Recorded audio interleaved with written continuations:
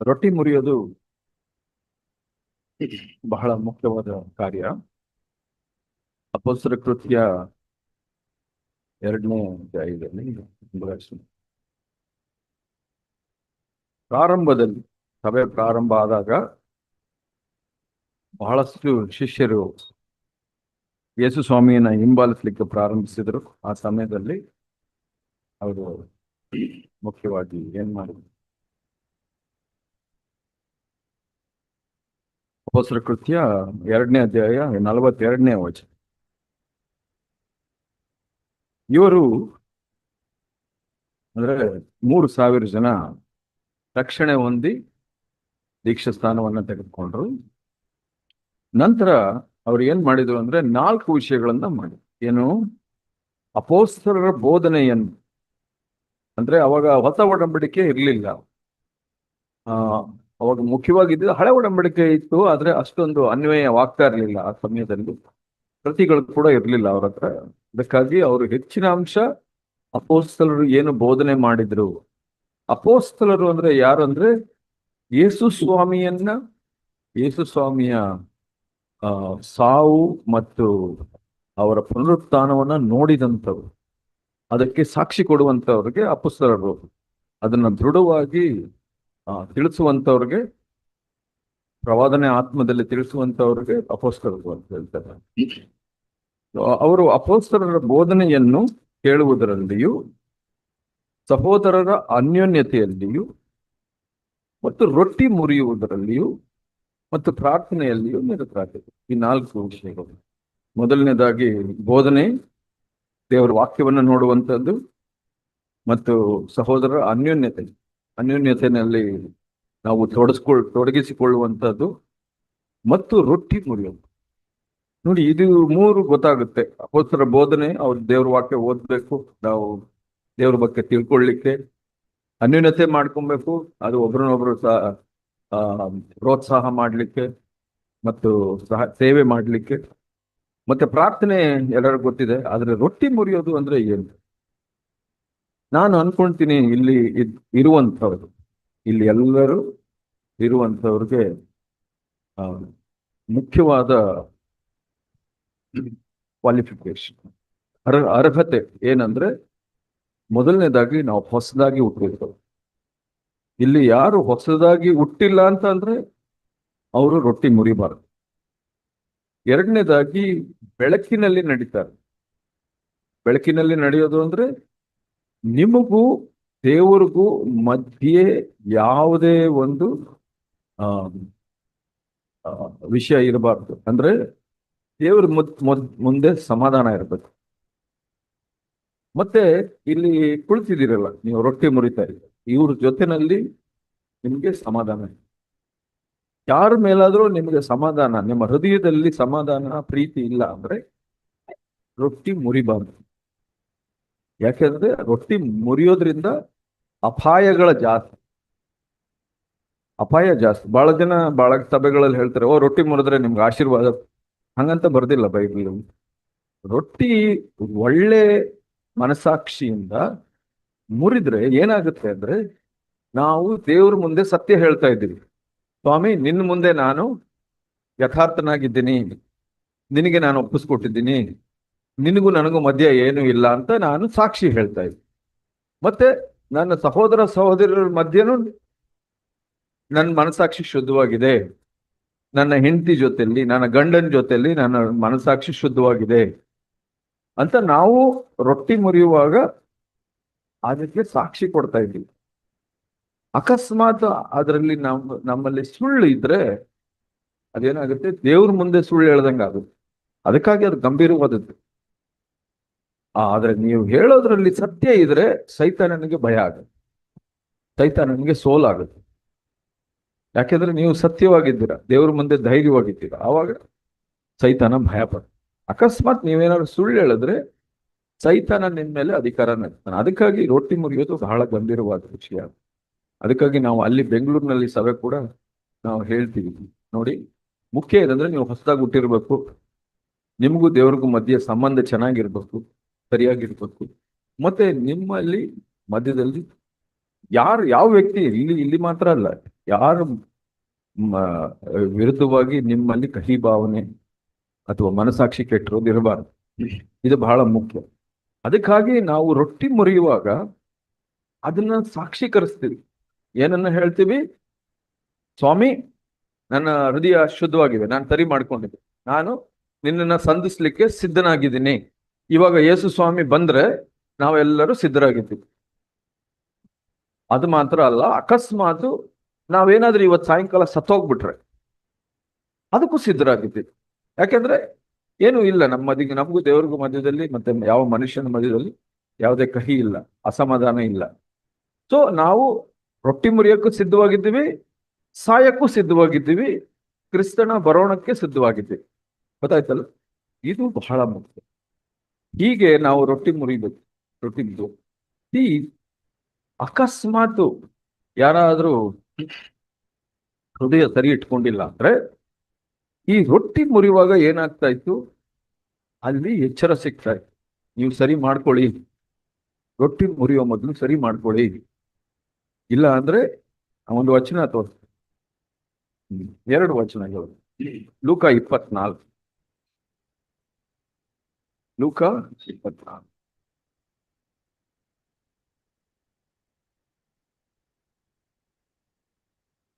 ಇಲ್ಲಿ ನಾನು 2 ವಚನ ತೋರಿಸ್ತೀನಿ. ಒಂದು ಎಷ್ಟು ಆಶೀರ್ವಾದ ಅಂತ, ಮೊದಲನೇದಾಗಿ ಎಷ್ಟು ಒಳ್ಳೆ ಆಶೀರ್ವಾದ. 24, 30ನೇ ವಚನ. 30ನೇ ವಚನದಲ್ಲಿ ಆತನು ಅಂದ್ರೆ ಯೇಸು ಸ್ವಾಮಿಯು ಆ ಇಬ್ರು ಶಿಷ್ಯರ ಜೊತೆಯಲ್ಲಿ ಹೋಗ್ತಾರೆ, ಅವ್ರ ಮನೆಗೆ ಹೋಗ್ತಾರೆ. ಅಲ್ಲಿ ರೊಟ್ಟಿ ಮುರಿತಾರೆ. ಊಟಕ್ಕೆ ಕೂತ್ಕೊಂಡಾಗ ರೊಟ್ಟಿಯನ್ನು ತೆಗೆದುಕೊಂಡು ದೇವರ ಸ್ತೋತ್ರ ಮಾಡಿ ಮುರಿದು ಅವರಿಗೆ ಕೊಡಲಾಗಿ ಅವರ ಕಣ್ಣುಗಳು ತೆರೆದವು. ನೋಡಿ, ರೊಟ್ಟಿ ಮುರಿದು ಅಲ್ಲಿವರೆಗೂ ಅವ್ರ ಜೊತೆಲೇ ನಡ್ಕೊಂಡು ಬಂದ್ರು. ಯೇಸು ಸ್ವಾಮಿ ಜೊತೆಲ್ಲೇ ನಡ್ಕೊಂಡು ಬಂದ್ರು, ಜೊತೆಲ್ಲೇ ಮಾತಾಡ್ಕೊಂಡ್ ಬಂದ್ರು. ಯೇಸು ಸ್ವಾಮಿ ಹಳೆ ಒಡಂಬಡಿಕೆ ಎಲ್ಲ ಅವ್ರಿಗೆ ವಿವರಿಸಿ ಹೇಳ್ತಾರೆ. ಸುಮಾರು ಒಂದು 3 ಗಂಟೆ ಕಾಲ ನಡೆದಿರ್ತಾರೆ ಅವ್ರ ಜೊತೆಲ್ಲೇ. ಆದ್ರೆ ಅವ್ರಿಗೆ ಗೊತ್ತಿರಲ್ಲ ಯೇಸು ಸ್ವಾಮಿ. ಇಲ್ಲೇನು ಹೇಳುತ್ತೆ? ಕಣ್ಣುಗಳು ತೆರೆಯಲ್ದವು. ಅವರು ಆತನ ಗುರುತನ್ನು ಹಿಡಿದರು. ಆಗ ಅವ್ರು ಮಾಯ ಆಗ್ಬಿಟ್ರು. ಯೇಸು ಸ್ವಾಮಿ ಮಾಯ ಆಗ್ಬಿಟ್ರು. ನೋಡಿ, ಅವ್ರು ಗುರುತು ಹಿಡಿದ್ರು, ಕಣ್ಣುಗಳು ತೆರೆಯಲ್ಪಟ್ಟು. ಪ್ರತಿ ಸಲ ನೀವು ರೊಟ್ಟಿ ಮುರಿದ್ರೆ ಒಳ್ಳೆ ಮನಸ್ಸಾಕ್ಷಿನಲ್ಲಿ ನಿಮ್ಗೆ ಏನಾಗುತ್ತೆ? ಕಣ್ಣು ತೆರೆಯಲ್ಪಟ್ಟು ಯೇಸು ಸ್ವಾಮಿ ಸ್ವಲ್ಪ ಸ್ಪಷ್ಟವಾಗಿ ಕಾಣುತ್ತೆ. ಇನ್ನೊಂದು ವಚನ, ಯೋಹಾನನ ಸುವಾರ್ತೆ 13ನೇ ಅಧ್ಯಾಯ. 13ನೇ ಅಧ್ಯಾಯ ಇಲ್ಲಿ ಯೇಸು ಒಂದು ಮಾತು ಹೇಳುತ್ತೆ. 26ನೇ ವಚನದಲ್ಲಿ, ನಾನು ಈ ತುತ್ತನ್ನು ಅದ್ದಿ ಯಾರಿಗೆ ಕೊಡುತ್ತೇನೋ ಅವನೇ. ಯಾರು ನನ್ನ ಹಿಡ್ಕೊಳ್ಳೋರು?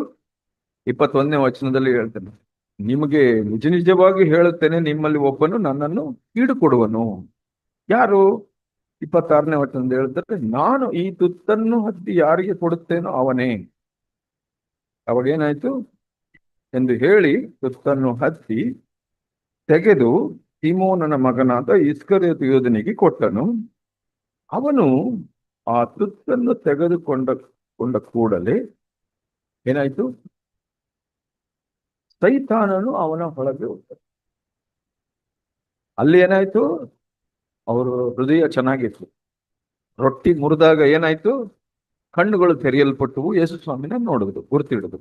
ಇಲ್ಲಿ ಏನಾಯ್ತು? ಯೇಸು ಸ್ವಾಮಿನೇ ರೊಟ್ಟಿ ಮುರಿದ್ರು. ಇಲ್ಲೂ ಕೂಡ ಇಲ್ಲಿ ರೊಟ್ಟಿ ಮುರಿದು ಕೊಟ್ಟಿದ ತಕ್ಷಣ ಏನಾಯ್ತು? ಸೈತಾನನು ಅವನ ಒಳಗೆ ಹೋದ. ಇದು ವ್ಯತ್ಯಾಸ.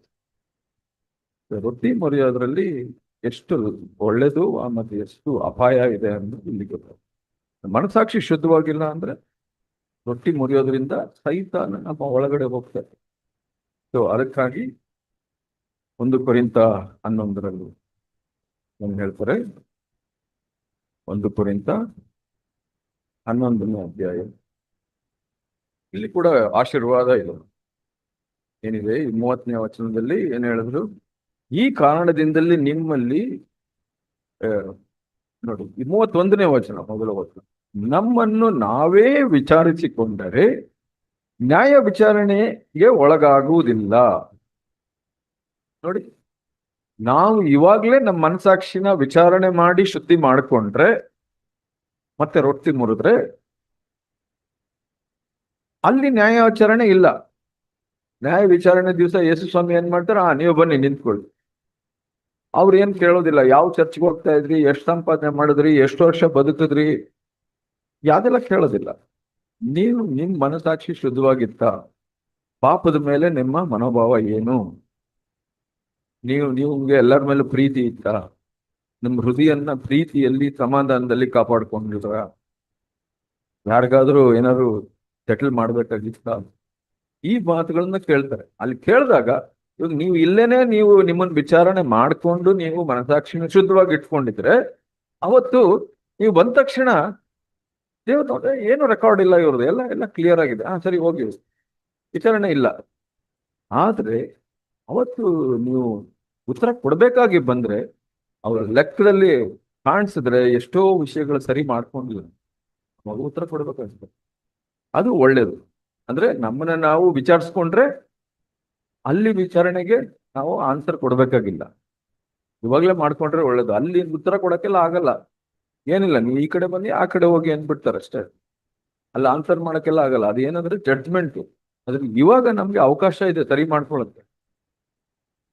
ಸೊ ಆದ್ರೆ 30ನೇ ವಚನ ಹೇಳುತ್ತೆ, 29ನೇ ವಚನ, ಯಾಕಂದರೆ ಕರ್ತನ ದೇಹವೆಂದು ವಿವೇಚಿಸದೆ ತಿಂದು ಕುಡಿಯುವವನು, ಅಂದ್ರೆ ದೇವರ ಕರ್ತನ ದೇಹ ರೊಟ್ಟಿ ಏನು ಗುರುತು, ಕ್ರಿಸ್ತನು ದೇಹವನ್ನ ಪ್ರೀತಿಯಿಂದ ನಮಗಾಗಿ ಕೊಡು.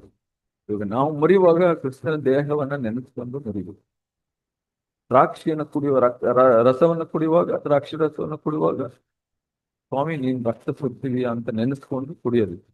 ಇದೇನು ದೇಹ ರಕ್ತ ಅಲ್ಲ, ಆದ್ರೆ ಅದನ್ನ ನೆನೆಸ್ಕೊಂಡು ದೇವರೇ ನೀನು ನಿನ್ನ ದೇಹವನ್ನ ಮುಡಿಪಾಗಿಟ್ಟೆ, ನಿನ್ನ ರಕ್ತವನ್ನ ಮುಡಿಪಾಗಿಟ್ಟೆ, ಅದಕ್ಕಾಗಿ ಆ ಭಯದಲ್ಲಿ ನಾನು ನಮ್ಮ ಮನಸಾಕ್ಷಿನ ಶುದ್ಧಪಡಿಸ್ಕೊಂಡು ಅದು ಮುರಿತು.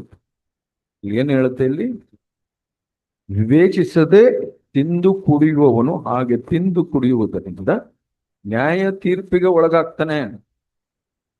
ಅದೇ ನಾನು ಹೇಳಿ ನೋಡಿ, ಇಲ್ಲಿ ಆಶೀರ್ವಾದ ಏನ್ ನಾವು ತೀರ್ಪು ಮಾಡ್ಕೊಂಡ್ರೆ ನಮಗೆ ತೀರ್ಪಿಲ್ಲ ಮುಂದೆ, ಆದ್ರೆ ಇಲ್ಲಿ ನಾವು ವಿವೇಚಿಸದೆ ಕುಡಿದ್ರೆ ನ್ಯಾಯ ತೀರ್ಪಿಗೆ ಒಳಗಾಗುವನು. ಯಾಕಂದ್ರೆ ನಾನು ಅಯೋಗ್ಯ ರೀತಿಯಲ್ಲಿ, ನಾನು ಅಯೋಗ್ಯನೇ, ದೇವರಿಗೆ ಯೋಗ್ಯನಲ್ಲ, ಆದ್ರೆ ಅಯೋಗ್ಯ ರೀತಿಯಲ್ಲಿ, ಅಂದ್ರೆ ಮನಸಾಕ್ಷಿನ ಶುದ್ಧವಾಗಿ ಇಟ್ಕೊಳ್ದೇನೆ ನಾನು ರೊಟ್ಟಿ ಮುರಿದ್ರೆ ಏನಾಗುತ್ತೆ. ಪೌಲ ಹೇಳ್ತಾ ಇದ್ದಾರೆ ಕೊರಿಂಥದಲ್ಲಿ, ಆ ಥರದವ್ರು ಇದ್ರು ನೋಡಿ.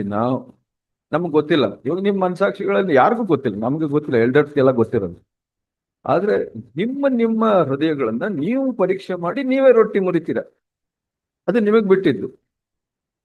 ಯಾರು ಇಲ್ಲಿ ನ್ಯಾಯ ತೀರ್ಮಾನ ಮಾಡಲ್ಲ, ನೀವೇ ನ್ಯಾಯ ತೀರ್ಮಾನ ಮಾಡಿ. ಯಾಕಂದ್ರೆ ನೀವು ಇಲ್ಲಿ ಬಹಳ ಪವಿತ್ರರ ತರ ಕಾಣಿಸ್ಕೊಂಡು ಮುರಿಬಹುದು, ನಾನು ಪವಿತ್ರನ ತರ ಕಾಣಿಸ್ಕೊಂಡು ಮುರಿಬಹುದು, ಆದ್ರೆ ನನ್ನ ಹೃದಯ ದೇವ್ರಿಗೆ ಗೊತ್ತಿದೆ. ಆದ್ರೆ ಇಲ್ಲಿ ಪೌಲ ಹೇಳ್ತಾ ಇದ್ದಾರೆ, ನನ್ ಮುಂದೆನೆ ನೀವೆಲ್ಲ ಮುರಿದಿದ್ದೀರ. ಆದ್ರೆ ಕೆಲವರು ಅವ್ರ ಮನಸಾಕ್ಷಿಗಳನ್ನ ಪಡಿಸ್ಕೊಳ್ದೆ ಮುರಿದಿದ್ದಿಂದ್ರೆ ಏನಾಯ್ತು, ಈ ಕಾರಣದಿಂದಲೇ ನಿಮ್ಮಲ್ಲಿ ಬಹುಮಂದಿ ಬಲಹೀನರು ರೋಗಿಗಳು ಆಗಿದ್ದಾರೆ ಮತ್ತು ಅನೇಕರು ಸಾಯುತ್ತಾರೆ. ಸಾಯೋದು ಅಂದ್ರೆ ಎಲ್ಲರೂ ಸಾಯ್ಬೇಕು ಒಂದ್ ದಿವಸ, ಆದ್ರೆ ಆತ್ಮಿಕವಾಗಿ ಸಾಯಿ. ನೋಡಿ, ಮನಸಾಕ್ಷಿನ ಶುದ್ಧವಾಗಿ ಇಟ್ಕೊಂಡು ರೊಟ್ಟಿ ಮುರಿದ್ರೆ ಕಣ್ಣುಗಳು ತೆರೆಯಲ್ಪಡುತ್ತೆ. ಇಲ್ಲಿ ಹೇಳ್ತಾರೆ, ನೀವು ಮನಸಾಕ್ಷಿಗಳನ್ನ ಶುದ್ಧವಾಗಿ ಇಟ್ಕೊಳ್ದೆ ರೊಟ್ಟಿ ಮುರಿದ್ರೆ ನೀವು ಕುರುಡ್ರಾಗ್ತೀರ, ಮತ್ತೆ ಆತ್ಮೀಕವಾಗಿ ಸಾಯ್ತೀರ. ದೇವರೇ ಕಾಣಿಸಲ್ಲ, ದೇವ್ರಿದಾರೆ ಅನ್ನೋ ನಂಬಿಕೆನೂ ಹೋಗ್ಬಿಡುತ್ತೆ, ಇರೋ ನಂಬಿಕೆನೂ ಹೋಗ್ಬಿಡುತ್ತೆ.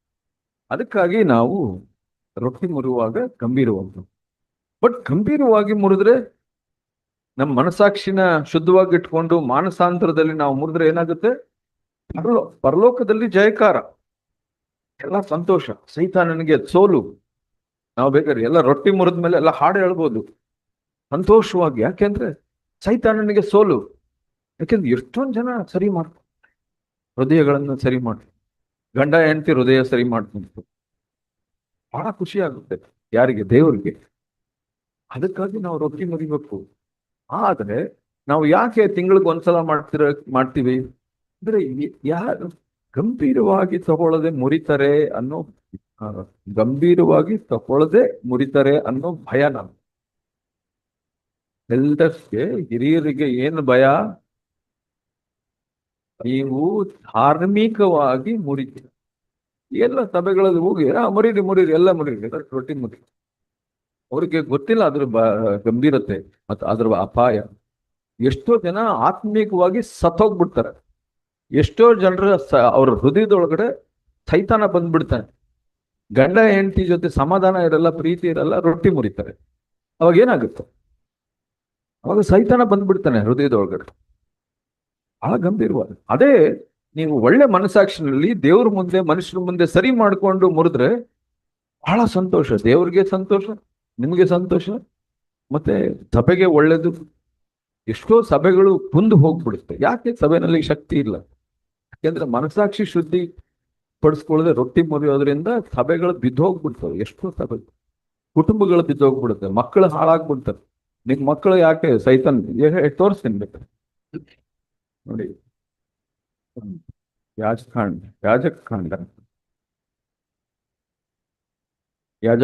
26.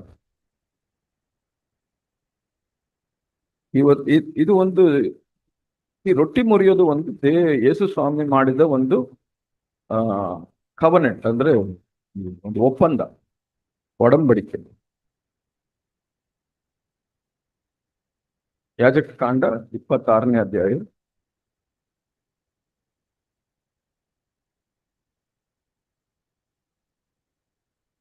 ಇಪ್ಪತ್ತಾರು 14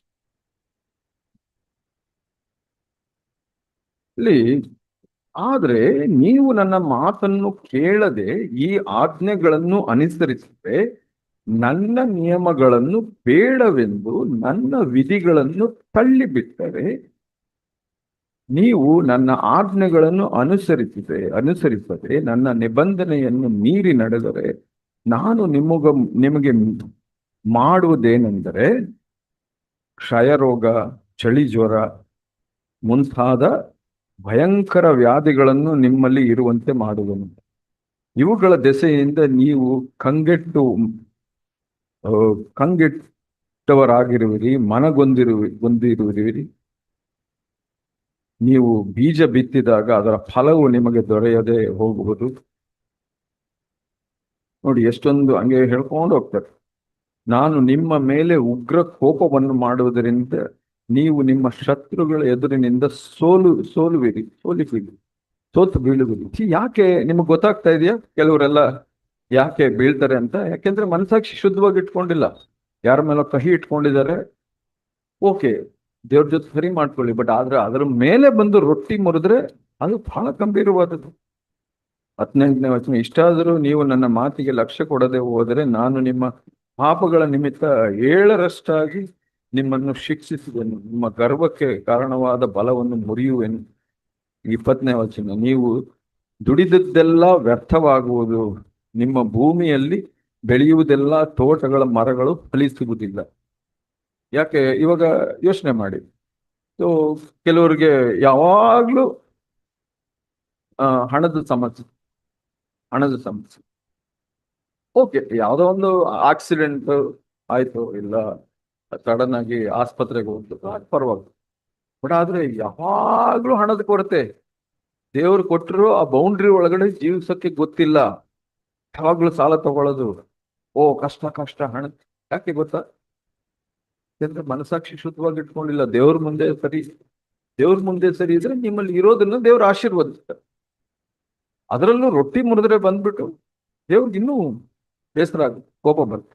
ಅದಕ್ಕಾಗಿ ರೊಟ್ಟಿ ಮುರಿಯೋದು ಎಷ್ಟು ಆಶೀರ್ವಾದನೋ ಅಥವಾ ನಿಮ್ಗೆ ಒಳ್ಳೇದು ಅಂದ್ರೆ ಅದು ಒಂದು ಸಾಕ್ಷಿ ಅಷ್ಟೇ. ರೊಟ್ಟಿ ಮುರಿಯೋದು ಒಂದು ಸಾಕ್ಷಿ. ನೀವೇನು ಸಾಕ್ಷಿ ಕೊಡ್ತಾ ಇದ್ದೀರಾ? ಸ್ವಾಮಿ, ನನ್ನ ಮನಸ್ಸಾಕ್ಷಿ ಶುದ್ಧವಾಗಿದೆ, ಸ್ವಾಮಿ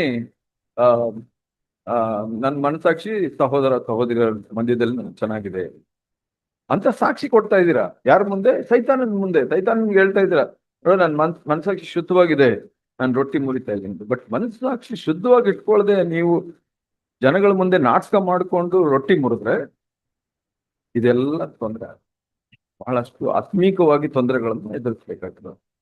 ಆದ್ರೆ ನಾವು ಒಳ್ಳೆ ರೀತಿನಲ್ಲಿ ಮುರಿದ್ರೆ ದೇವರು ನಮ್ಮನ್ನ ಆಶೀರ್ವದಿಸ್ತಾರೆ. ಇದು ನೆನ್ಪಿಟ್ಕೊಳ್ಳೋಣ. ಪ್ರತಿ ಸಲ ರೊಟ್ಟಿ ಮುರಿಯುವಾಗ ನಾವು ಇದನ್ನ ನೆನ್ಪಿಟ್ಕೊಳ್ಳೋದು. ದೇವ್ರು ನಮಗ್ ಸಹಾಯ ಮಾಡ್ತಾರೆ.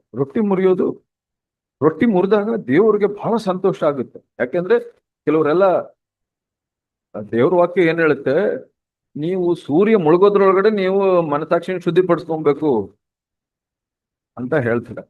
ಆದ್ರೆ ಅಟ್ಲೀಸ್ಟ್ ರೊಟ್ಟಿ ಮುರಿಯೋದ್ರಿಂದ ಕೆಲವರು ಯಾರು ಆ ಸಮಯದಲ್ಲಿ ಶಿಷ್ಯರು ಅಪೋಸ್ತಲರು ಪ್ರತಿ ದಿವಸ ರೊಟ್ಟಿ ಮುರಿತಾರೆ. ಕೆಲವರು ಕೇಳ್ತಾರೆ, ನಿಮ್ ಸಭೆನಲ್ಲಿ ಪ್ರತಿ ದಿವಸ ಅಲ್ಲ, ವಾರದಲ್ಲಿ ಒಂದ್ ದಿವಸನೂ ಮುರಿಯಲ್ಲ ಅಂತಾರೆ. ಗೊತ್ತಿಲ್ಲ, ವಾರದಲ್ಲಿ ಒಂದ್ ದಿವಸ ಮುರಿದ್ರೆ ಎಷ್ಟು ಜನ ಬಿದ್ದೋಗ್ಬಿಡ್ತಾರೆ ಆತ್ಮಿಕವಾಗಿ. ಗಂಭೀರವಾದದ್ದು. ಅದೇ ಪ್ರತಿ ದಿವಸ ಕೂಡ ಮುರಿಬಹುದು. ಆದ್ರೆ ನಾವು ಸಿದ್ಧರಿದ್ದೀವ ಪ್ರತಿ ದಿವಸ ಮುರಿಯೋಕ್ಕೆ? ಬಹಳ ಮಂದಿ ಪ್ರತಿ ದಿವಸ ಮುರಿಯೋದು ಬಹಳ ಒಳ್ಳೇದು. ನೀವು ಗಂಡ ಹೆಂಡತಿ ಸೇರ್ಕೊಂಡ್ರೆ ಅಲ್ಲೇ ಪ್ರಾರ್ಥನೆ ಮಾಡಿ ಅಲ್ಲೇ ರೊಟ್ಟಿ ಮುರಿಬಹುದು. ಏನ್ ಇಲ್ಲಿ ಬರ್ಬೇಕು ಅಂತಾನೆ ಇಲ್ಲ. ಯಾಕಂದ್ರೆ ನಿಮ್ ಮನೆ ಕೂಡ ನಿಮ್ ಸಭೆನೆ.